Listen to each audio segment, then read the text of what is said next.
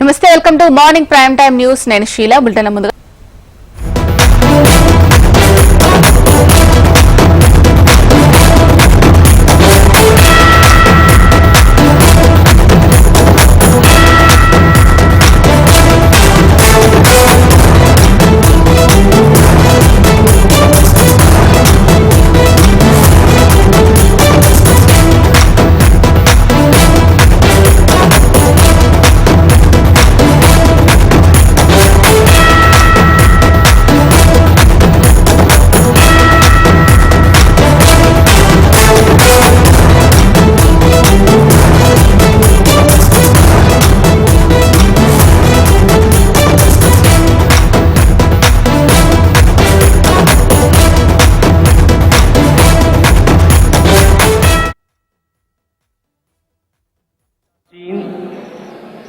सभी वरिष्ठ मंत्रीगण,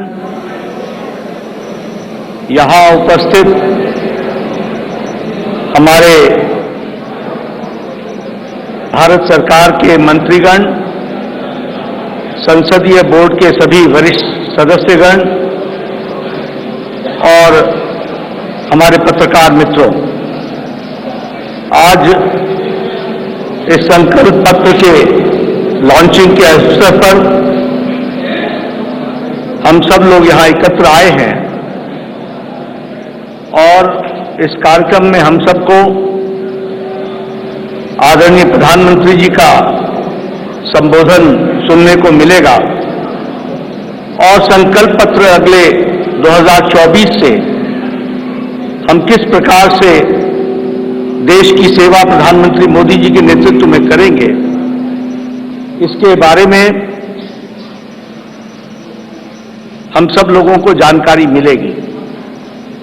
आज इस अवसर पर सबसे पहले तो मैं आदरणीय प्रधानमंत्री जी का आज के कार्यक्रम में आने के लिए हार्दिक अभिनंदन करता हूं और स्वागत करता हूं।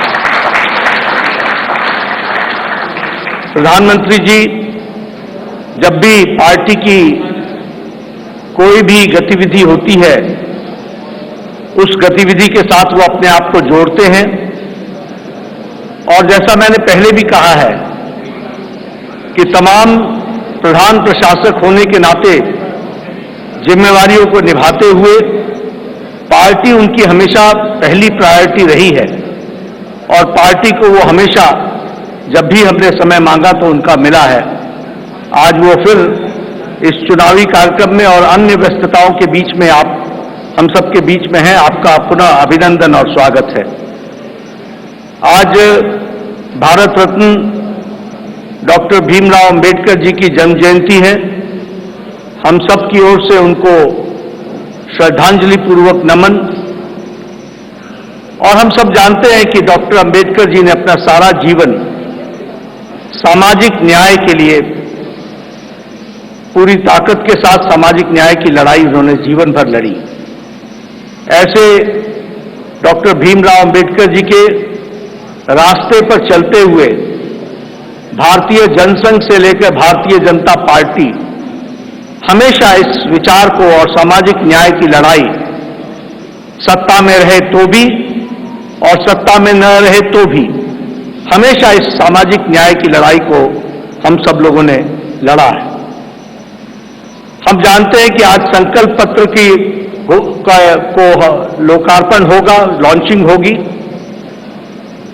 लेकिन हम सबको यह भी ध्यान में रखना चाहिए कि भारतीय जनता पार्टी और शुरू में जनसंघ काल से लेकर यह वैचारिक अधिष्ठान आइडियोलॉजिकल बेस्ड पार्टी होने के नाते एक विचारों को लगातार आगे बढ़ाते हुए उस वैचारिक अधिष्ठान की यात्रा में हम सब लोग सम्मिलित हैं और हर बार जब चुनाव आता है तो उसी वैचारिक यात्रा को आगे बढ़ाने का क्रम हम सब लोगों ने किया है और उसको आगे बढ़ाया है।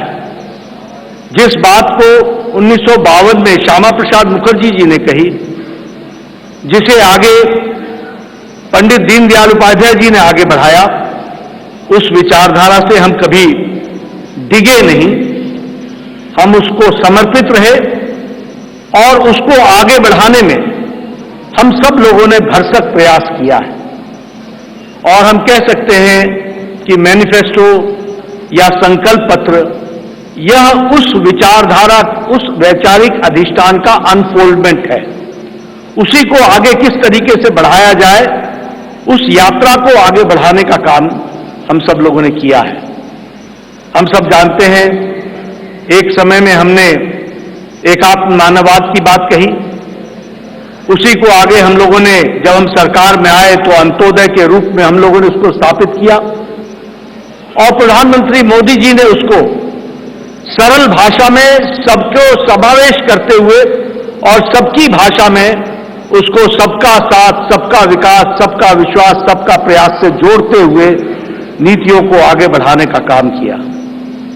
मुझे याद है कि 2014 में जब प्रधानमंत्री मोदी जी संसदीय दल के नेता सेंट्रल हॉल में चुने गए थे, तो उस समय उन्होंने बड़े स्पष्ट शब्दों में कहा था कि हमारी सरकार गरीब को समर्पित है, हमारी सरकार गांव के विकास को समर्पित है, हमारी सरकार जो समाज के अंतिम पायदान पर खड़ा व्यक्ति है उसको समर्पित है।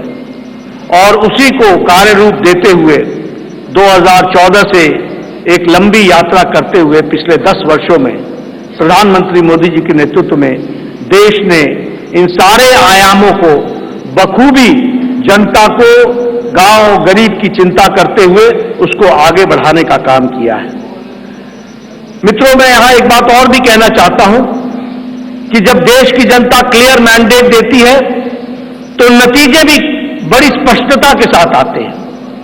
हम सब लोग जानते हैं कि 2014 में प्रधानमंत्री मोदी जी के नेतृत्व में हमारा वोट शेयर 31% पहुंचा, 282 सीटें हमने लोकसभा की जीती और 2019 में प्रधानमंत्री मोदी जी के नेतृत्व में हमने अपना ही रिकॉर्ड तोड़ा और हमारा वोट शेयर 37.3% तक पहुंचा और हमारा वो सीट शेयर 303 सीटें हम लोगों ने लोकसभा में जीती।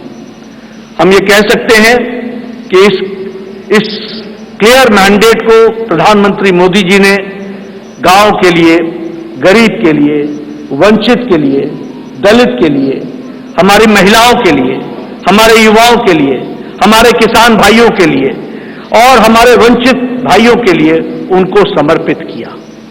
और उसी तरीके से अगर मैं गांव की बात करूं तो आज गांव, मैं यहां प्रधानमंत्री जी थोड़ा समय जरूर लेना चाहूंगा, लेकिन मुझे याद है 1993 में मैं पहली बार विधायक बना था।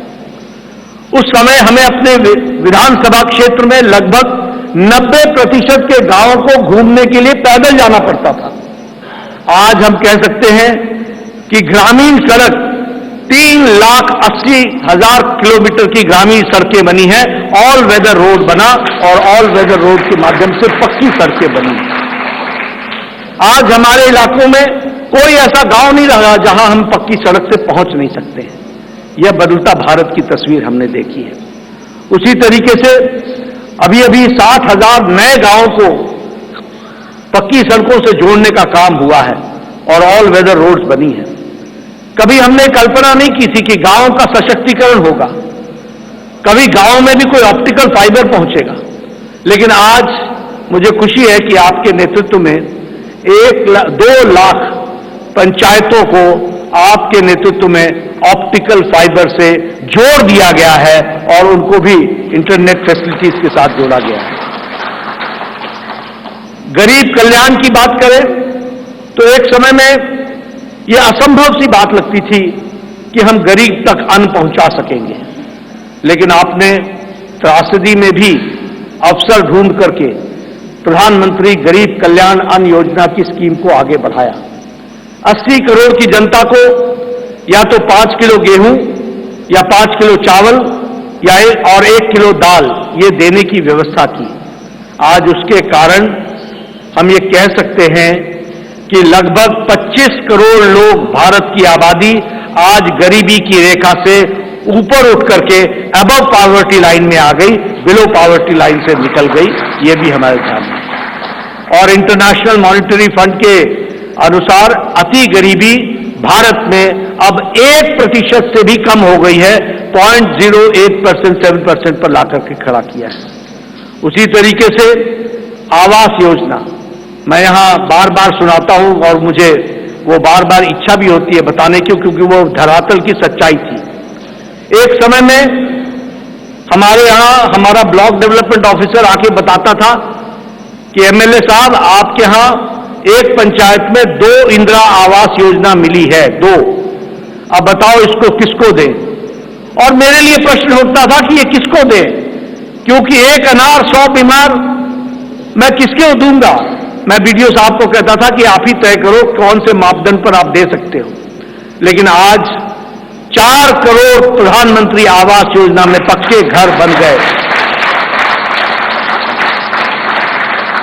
और आगे भी इस कार्य को आगे जारी रखा गया है। उसी तरीके से महिलाओं की चिंता की बात करें, आज जनधन खाते में 50 करोड़ में से 55.5% जनधन खाते महिलाओं के नाम पर खाते खुले हैं, यानी महिलाओं का सशक्तिकरण हुआ। यह भी हमें ध्यान में रखना चाहिए। उज्ज्वला योजना, ये योजना आप सब लोग शहर में रह करके आपको लगता होगा हां गैस का सिलेंडर मिल गया, लेकिन ये इतनी ही छोटी कहानी नहीं है। हमारी बहनें गांव में 5 बजे सुबह उठती थी, जंगलों में जाती थी, लकड़ियां काटती थी, आकर के चूल्हा जलाती थी, फूकनी से फूक फूक करके चूल्हा जलाती थी, धुआं को अपने छातियों पर लेती थी, रेस्पिरेटरी सिस्टम डिसऑर्डर होता था और आंखों में पानी आता था और घंटों के बाद वो जाकर के चाय बना पाती थी। आज 5 मिनट के अंदर गैस के चूल्हे के कारण नारी सशक्तिकरण किस तरीके से हुआ इस उज्ज्वला गैस के कारण, और 10 करोड़ से 11 करोड़ 10 करोड़ सिलेंडर्स इस तरीके से और गैस के कनेक्शन दिए गए। सबसे बड़ी बात है, मुझे याद है, मैं बताना चाहूंगा, जब मैं छोटा था और जब मैं कभी भ्रमण पर सुबह सुबह निकलता था तो मैं देखता था कि गांव की बहनें झुंड के झुंड सिर्फ अपने दैनिक नित्य क्रम के लिए नेशनल हाईवे से होते हुए गांव और खुले में उनको शौच जाना पड़ता था। दैनिक जीवन में अपने इस तरीके का जीवन देखती थी। सूर्योदय और सूर्यास्त का इंतजार करना पड़ता था। आज 11 करोड़ इज्जत घर बनाकर 11 करोड़ बहनों को इज्जत देने का काम और life with dignity, human dignity, women dignity, इसकी चिंता अगर हुई तो वो प्रधानमंत्री मोदी जी के नेतृत्व में हुई है, वो भी हम सबके ध्यान में है। जैसा मैंने कहा, आज हमारा वैचारिक अधिष्ठान क्लियर मैंडेट के क्लियर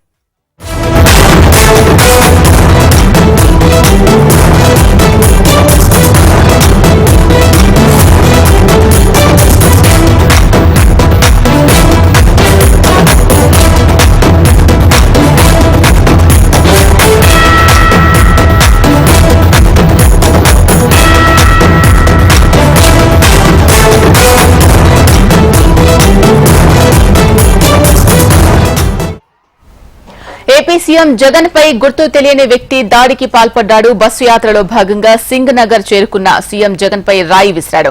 బస్సుపై నుంచి ప్రజలకు అభివాదం చేస్తున్న సమయంలో దాడి జరిగింది. దాడిలో జగన్ ఎడమ కన్ను పై భాగంలో గాయమైంది. జగన్ పక్కనే ఉన్న ఎమ్మెల్యే వెల్లంపల్లి ఎడమ కంటికి సైతం గాయమైంది. జగన్ కు బస్సులోనే ప్రథమ చికిత్స చేశారు వైద్యులు. వైద్యుల సలహా మేరకు ప్రభుత్వ ఆసుపత్రిలో చికిత్స చేశారు. చికిత్స అనంతరం సీఎం జగన్ కేసరపల్లిలో నైట్ హాల్ట్ శిబిరానికి చేరుకున్నారు.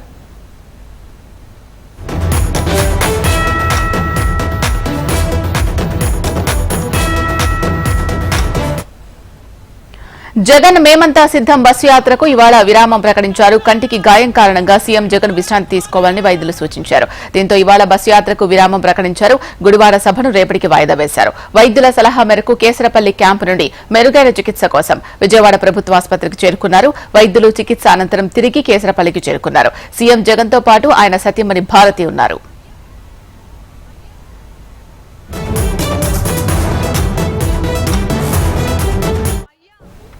దాడి ఘటనను పోలీస్ శాఖ సీరియస్ గా తీసుకుంది. దర్యాప్తు చేపట్టిన ప్రత్యేక బృందం ఘటనా స్థలాన్ని సందర్శించింది. క్లూస్ టీం ఘటనా స్థలాన్ని క్షుణ్ణంగా పరిశీలించింది. వేలి ముద్రలు సేకరించారు. అనుమానిత వ్యక్తులను పోలీసులు అదుపులోకి తీసుకుని ప్రశ్నిస్తున్నారు. సీసీటీవీ ఫుటేజ్లను కూడా పరిశీలిస్తూ అన్ని కోణాల్లో పోలీసు బృందాలు దర్యాప్తు చేస్తున్నాయి.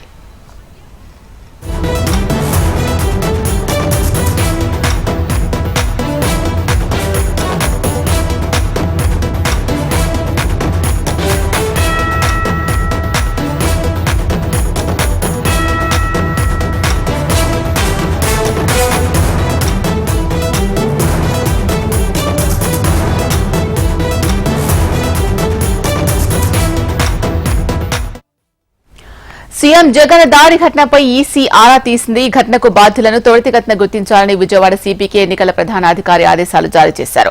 దాడి జరిగిన ప్రదేశాన్ని పోలీసులు తమ ఆధీనంలోకి తీసుకున్నారు. రహదారిపై 30 మీటర్ల మేర క్రైమ్ స్పాట్ గా నిర్ధారించారు. ఈ ప్రాంతం మీదుగా వెళ్లే వాహనాలు, ప్రజల రాకపోకలను తాత్కాలికంగా నిషేధించారు. డాగ్ స్క్వాడ్ తో అణువణువు తనిఖీలు చేస్తున్నారు. దాడి జరిగిన ప్రదేశం నుంచి మరింత సమాచారం అందించడానికి మా ప్రతినిధి కాంతి లైవ్ లో సిద్దంగా ఉన్నారు. కాంతి, చెప్పండి, అక్కడ పరిస్థితి ఏ విధంగా ఉంది? పోలీసులు ఎవరినైనా అనుమానితులుగా గుర్తించడం జరిగిందా?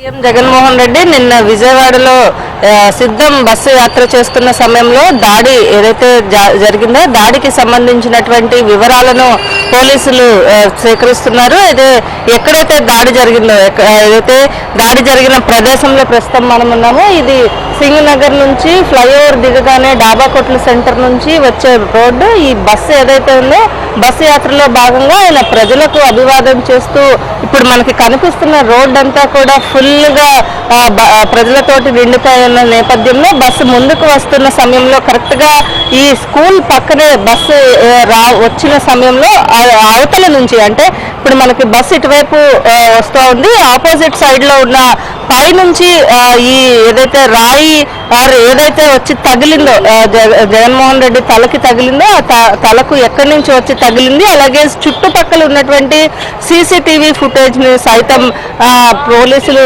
క్షుణ్ణంగా పరిశీలిస్తూ ఉన్నారు. ఎక్కడైతే ఈ దాడి జరిగిందో ఈరోజు సాయంత్రం కల్లా దాడికి సంబంధించినటువంటి పూర్తి వివరాలను అందించాలని సిపికి ఆదేశాలు ఈసీ ఇవ్వడం జరిగింది. ఈ నేపథ్యంలో దాడికి సంబంధించినటువంటి ప్రాంతంలో పోలీసులంతా కూడా క్షుణ్ణంగా పరిశీలిస్తూ ఉన్నారు. ఇక్కడ ఎక్కడైతే దాడి జరిగిందో దాడి జరిగిన ప్రాంతాలంతా కూడా పోలీసులు ఇప్పటికే తమ స్వాధీనంలోకి తీసుకుని అక్కడ ఏం జరిగింది అని నైట్ ఎప్పుడైతే దాడి జరిగిన ఒక 1 అవర్ తర్వాత నుంచి ఈ ప్రాంతంలో ఉన్న ప్లేస్ నంతా కూడా స్వాధీనంలోకి తీసుకోవడం జరిగింది. అయితే ఈ దాడి ఘటన ఏదైతే ఉందో ఘటనని ప్రతిపక్షాలు అయితే ఖచ్చితంగా 2024లో ఇది ఒక కోడికత్తి 2.0 అని చెప్పి ప్రతిపక్షాలు తిప్పికొడుతున్నాయి. అయితే ఈ నేపథ్యంలో దాడికి సంబంధించినటువంటి వివరాలను సేకరించే పనిలో అయితే పోలీసులు ఉన్నారని చెప్పాలి. పోలీసులు పూర్తిగా ఈ సింగ్ నగర్ ఈ ప్రాంతం అంతా కూడా, ఈ హై స్కూల్ ప్రాంగణంలో ఉన్న ప్రాంతాన్నంతా కూడా పోలీసులు స్వాధీనం చేసుకోవడంతో పాటుగా క్లూస్ టీమ్స్ ని కూడా ఇక్కడికి తీసుకువచ్చి ఎక్కువగా ఈ ఏరియాలో, అంటే ఇది ఆకతాయిలు చేసిన పనా లేకపోతే ఎవరైనా కావాలని ప్లాన్ ప్రకారం చేసిన పని అనా దానిపైన క్షుణ్ణంగా పరిశీలన అయితే చేస్తూ ఉన్నారు. క్లూస్ టీమ్ అంతా కూడా ఆధారాలను సేకరించే పనిలో ఉంది. ఫింగర్ ప్రింట్స్ తో పాటుగా ఎక్కడైతే ఈ దాడి జరిగిన ప్రాంతంలో అసలు ఎవరు, అంటే ఈ ఏరియాలో ఎక్కువగా కొంత బ్లేడ్ బ్యాచ్ ఆ టైప్ అంతా అల్లరి మూకలు ఉండే ఏరియా కాబట్టి అసలు నిజంగా ఇది కావాలని ప్లాన్ చేసిన కుట్రనా లేకపోతే ఏదైనా అల్లరి మూకలు చేసిన చర్య అనే విషయం పైన క్లూస్ టీమ్ అయితే వివరంగా క్షుణ్ణంగా వివరాలను సేకరిస్తూ ఉంది. అయితే ఈ నేపథ్యంలో ఇక్కడ, అంటే ఎక్కడైతే దాడి జరిగిందో దాడికి సంబంధించినటువంటి పూర్తి వివరాలు సేకరించే పనులు అయితే పోలీస్ శాఖ ఉందని చెప్పుకోవాలి. Sheela, right, thank you Kanthi.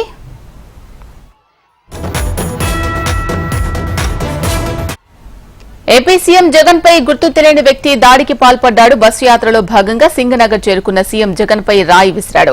Bus పైనుంచి ప్రజలకు అభివాదం చేస్తున్న సమయంలో దాడి జరిగింది. దాడిలో జగన్ ఎడమ కన్ను పై భాగంలో గాయమైంది. జగన్ పక్కనే ఉన్న ఎమ్మెల్యే వెల్లంపల్లి ఎడమ కంటికి సైతం గాయమైనట్టు తెలుస్తోంది. జగన్ కు బస్సులోనే ప్రథమ చికిత్స చేశారు వైద్యులు. వైద్యుల సలహా మేరకు ప్రభుత్వ ఆసుపత్రిలో చికిత్స చేశారు. చికిత్స అనంతరం సీఎం జగన్ కేసరపల్లిలో నైట్ హాల్ శిబిరానికి చేరుకున్నారు.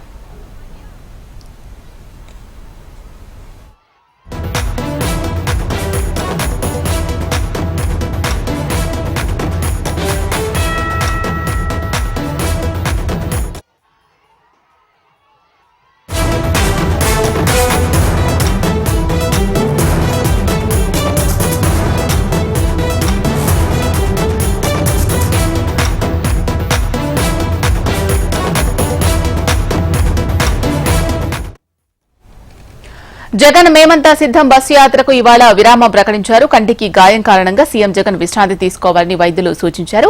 దీంతో ఇవాళ బస్సు యాత్రకు విరామం ప్రకటించడం జరిగింది. గుడివాడ సభను రేపటికి వాయిదా వేశారు. వైద్యుల సలహా మేరకు కేసరపల్లి క్యాంప్ నుంచి మెరుగైన చికిత్స కోసం విజయవాడ ప్రభుత్వ ఆసుపత్రికి చేరుకున్నారు. వైద్యులు చికిత్స అనంతరం తిరిగి కేసరపల్లికి చేరుకున్నారు సీఎం జగన్ తో పాటు ఆయన భార్య భారతి కూడా ఉన్నారన్నమాట. అయితే ఎక్కడైతే కేసరపల్లిలో సీఎం జగన్ నైట్ హాల్ చేశారో ఆ ప్రదేశం నుంచి వినయ్ మా ప్రతినిధి లైవ్ లో సిద్ధంగా ఉన్నారు.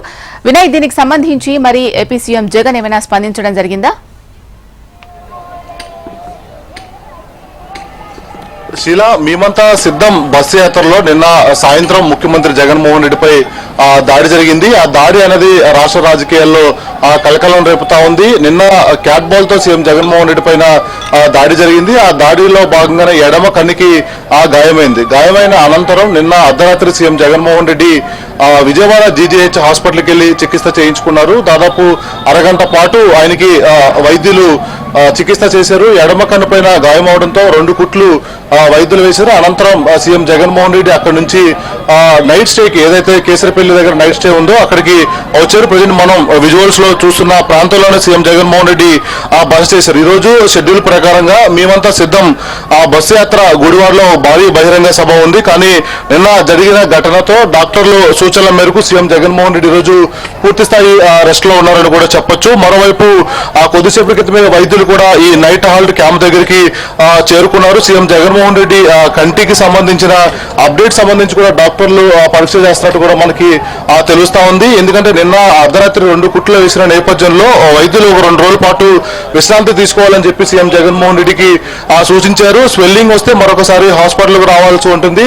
దాని తర్వాత మళ్ళీ చికిత్స కూడా చేస్తామని చెప్పి కూడా డాక్టర్లకి చెప్పినట్టు కూడా తెలుస్తా ఉంది. ప్రజెంట్ మనం Kesarapalli CM Jaganmohan Reddy night stay ఆ ప్రాంతంలో ఉన్నాము. ఇక్కడికి మొత్తం రాష్ట్ర వ్యాప్తంగా వైఎస్ఆర్ కాంగ్రెస్ పార్టీ నాయకులందరినీ కూడా సీఎం జగన్మోహన్ రెడ్డిని పరామర్శించేందుకు వస్తున్నప్పుడు కూడా పోలీసులు ఎవరిని కూడా అనుమతి ఇవ్వలేదు. ఎందుకంటే సీఎం జగన్మోహన్ రెడ్డి పూర్తిగా రెస్ట్ లో ఉన్న నేపథ్యంలో ఎవరిని కూడా అనుమతించట్లేదు. ప్రజెంట్ మనం చూడొచ్చు విజువల్స్ లో క్షుణ్ణంగా ఎవరిని కూడా లోపలికి అనుమతించట్లేదు. భారీ బారిగేట్లు పెట్టి ఎక్కడికక్కడ కూడా పంపించేసిన పరిస్థితి కూడా మనం చూడొచ్చు. ఎందుకంటే నిన్న దాడి తర్వాత పోలీస్ శాఖ కూడా చాలా అప్రమత్తమైందని చెప్పొచ్చు. మరోవైపు ఈసీ కూడా దీనిపైన సీరియస్ అయింది. నిన్న జగన్మోహన్ రెడ్డి పైన జరిగిన దాడికి సంబంధించి వెంటనే రిపోర్ట్ ఇవ్వాలని చెప్పిన నేపథ్యంలో పోలీసులు పూర్తి స్థాయిలో అప్రమత్తమయ్యారని కూడా చెప్పొచ్చు.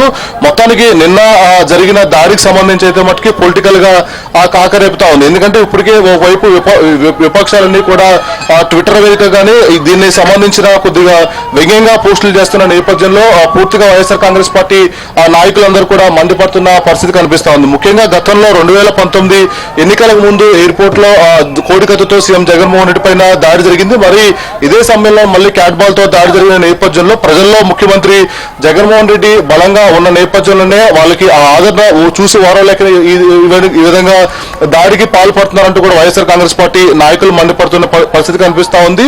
ఓవరాల్ గా మేమంతా సిద్ధం బస్ యాత్ర నిన్న విజయవాడ సింగనగర్ చేరుకున్న ప్రాంతంలో క్యాట్ బాల్ తో సీఎం జగన్మోహన్ రెడ్డి పైన దాడి జరిగిందని చెప్పి వైఎస్ఆర్ కాంగ్రెస్ పార్టీ నాయకులు చెప్తా ఉన్నారు.